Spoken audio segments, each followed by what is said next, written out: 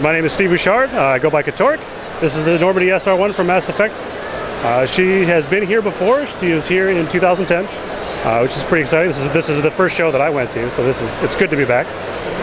She took about 250 hours to construct over the period of about 3 or 4 months, something like that, a couple months. And she's been to 3 shows. This is the 3rd show. This is the one behind is the Normandy SR2 for Mass Effect 3. She's about the same 250 hours, but because I knew what I was doing more, it took less time.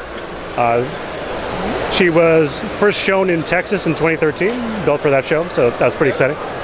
Wow, yeah, and these are both incredible ships here. When you're working on these, where do you get the inspiration as far as like looking at maybe screenshots or something, or how do you decide the design? Oh, well, I cheated for this one. I actually ripped the model out of the game and spun it around in the viewer and took some pictures. So this one's a little harder.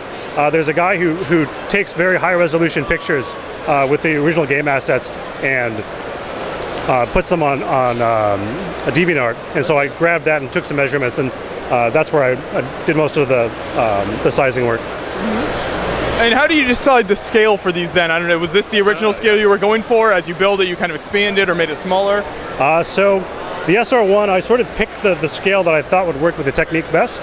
And the SR2 is built to scale with the SR1. And I can guarantee you that if that weren't the case, I would not have built her as big, because it was a disaster. So I guess maybe go into some more detail about that. What are some of the pitfalls and hard parts about putting these together?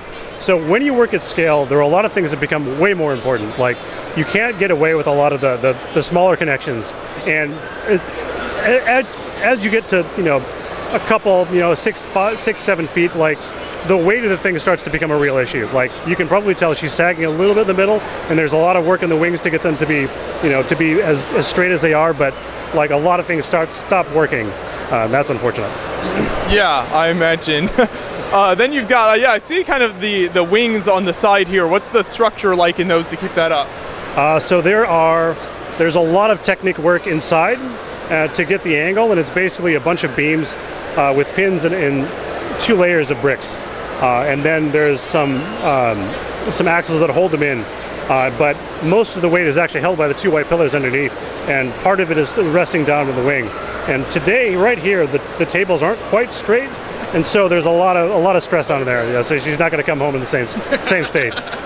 Yeah. And then when you're moving these from convention to convention, you mentioned they've been to a few shows. How does that work? Not very well. So they're all the pieces are labeled. The chunks I can show you. She comes into pieces about that size. They're all labeled. Okay. Otherwise, they would never go back together. The keel goes into a couple pieces and then ends up in boxes under the table. Okay. Yeah. Gotcha. So it works well. Yeah. Okay, well, those are super incredible builds. So do you enjoy doing these bigger spaceship type builds? Have you done a lot of these? Yeah. This is I think that is my 8th ship. Okay. I've done 9 total. So I think to be a ship, you have to be like 31.25 inches at least. So I've done quite a few large builds. Yeah. I enjoy it. These are really big. Do you have any other ones planned for the future then? Nothing planned. September's coming up, yeah. And if I'm able to, I'll work with that. Okay, very nice. Well, thanks for telling us about those. I appreciate it. All right, thank you.